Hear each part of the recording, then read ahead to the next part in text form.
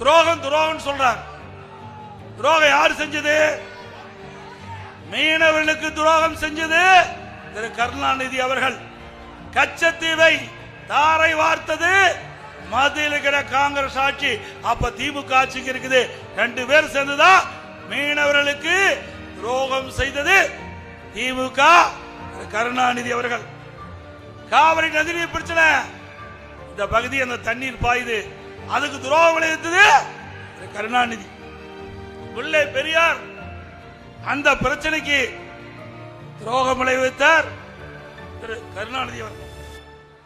தொப்புள் கொடி உறவு இலங்கை தமிழருக்கு மிகப்பெரிய துரோகம் செஞ்சது திரு கருணாநிதி ஆட்சியில. அதே போல இந்த பகுதி விவசாய பூமி, மீத்தேன் ஈத்தேன் திட்டம், அந்த திட்டத்தை இந்த பகுதியிலே கொண்டு வருவதற்கு நடவடிக்கை எடுத்தார்கள். அதை தடுத்து நிறுத்தியது அண்ணா திமுக அரசாங்கம். அந்த மீத்தேன் ஈத்தேன் திட்டத்திற்கு புரிந்துணர்வு ஒப்பந்தம் போட்டது திரு ஸ்டாலின் முன்னிலை. விவசாயிகளுக்கு விரோதமாக செயல்பட்டவர் திரு ஸ்டாலின். அதுபோல நீட்டுக்கு கையெழுத்து போட்டது மாணவருக்கு செய்த துரோகம். ஆக வரலாற்றிலேயே துரோகம் துரோகம் என்று சொல்லுக்கு இலக்கமானவர்கள் திரு கருணாநிதியும் திரு ஸ்டாலின் தான். அவருடைய தந்தை திரு கருணாநிதி அவர்களுக்கு நான் இடம் கொடுக்கலையா, அதுல ஒரு விமர்சனத்தை வச்சிருக்கிறார். திரு ஸ்டாலின் அவர்களே, பெருந்தலைவர் காமராஜர் அவர்கள் அனைத்து கட்சி தரப்பாலும் அனைத்து தரப்பிலும் பாராட்ட பெற்றவர் காமராஜர். கட்சி பாகுபாடு இல்லாம பாராட்டணும். அவருடைய காலத்தில் அவர் எந்த கட்சி சார்ந்தவர் என்பது முக்கியம் அல்ல, அவர் வாழ்ந்த காலம். அந்த காலகட்டத்தில் அவர் கிராமத்தில் இருந்து நகர வரை மக்களுக்கு செய்த சேவை இன்றைக்கு நிலைத்து இருக்குது. அப்படிப்பட்டவர் மறைந்தார். அந்த கட்சியை சேர்ந்தவர்கள் மரியாதைக்குரிய அண்ணன் காமராஜர் அவர்களுக்கு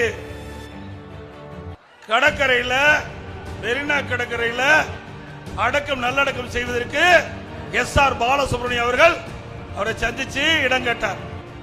அப்ப திரு கருணாநிதி அவர்கள் சொல்றாரு, முதலமைச்சராக பதவியில் இருந்து உயிர் நீத்தா அவர்களுக்கு மெரினா கடற்கரையில் இடம் உண்டு என்று தெரிவித்தார்.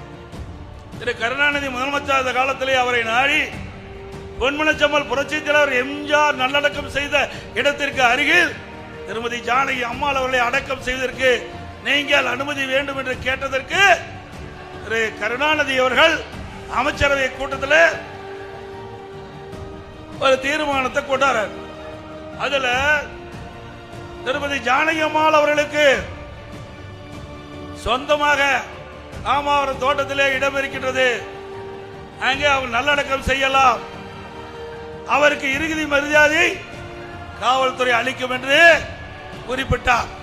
அப்படி இருக்கின்ற பொழுது திரு கருணாநிதி அவர்கள் முன்னாள் முதலமைச்சர், அவர் மற்ற தலைவர்கள் முதலமைச்சர் இருந்து முன்னாள் முதலமைச்சர் இருந்து இருந்த பொழுது என்ன திரு கருணாநிதி சொன்னாரோ அதுதானே பொருந்தும், அதானே பொருந்தும். இவருக்கு ஒரு நியாயம் மற்றவருக்கு நியாயமா?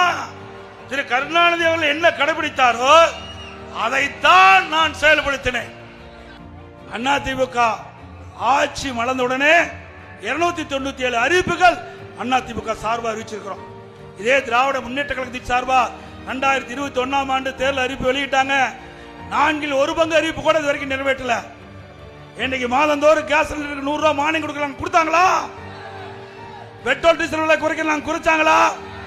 கல்வி கடன் ரத்து பண்ணாங்களா? 100 நாள் வேலை திட்டத்தை 150 நாளா உயர்த்தினாங்களா? எதுவுமே செய்யல. மீண்டும் புதிய அறிவிப்பு வெளியிட்டாச்சு.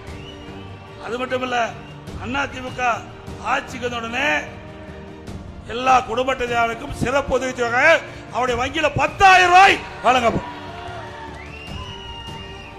எல்லா குடும்ப அட்டைதாரருக்கும் விலை இல்லாம பிரிச்சு வழங்கப்படும். அனைத்து குடும்ப தலைவிக்கும் மாதந்தோறும் 2000 ரூபாய் வழங்கப்படும். அதோட நம்முடைய பெண்களுக்கு 5 லட்சம் பேருக்கு அம்மா இருசக்கர வாகனம் 25,000 மானியத்தில் வழங்கப்படும்.